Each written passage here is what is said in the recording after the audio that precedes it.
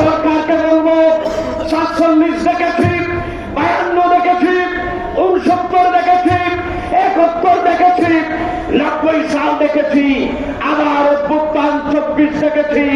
আবার নতুন করে বৈষম্যের জন্য নয়, সমস্ত বৈষম্য দূরীভূত করার জন্য।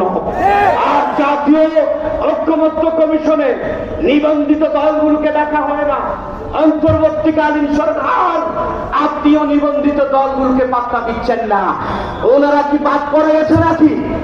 কোন আইনের ভিত্তিতে নিবন্ধিত দলগুলো বাদ হয়ে গেল?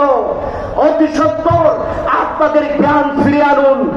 এই সরকার যেন নিবন্ধিত দলগুলোকে যে ঘোষিত নির্ধারিত নির্বাচনের কথা, সেই নির্বাচন যেন পিছিয়ে না যায়। আমরা অতি সত্বর সুস্থ নিরপেক্ষ নির্বাচন চাই। চাই কি চান না? চান কি চান না? আগামী দিনে এই সুন্নি জোটের পক্ষ হতে যেই আসনে যাকে মনোনয়ন দেওয়া হবে, আমরা সবাই তাকে বিজয়ী করার জন্য ঝাঁপিয়ে পড়তে রাজি আছি কিনা? হাত তুলে বলুন রাজি আছি কিনা?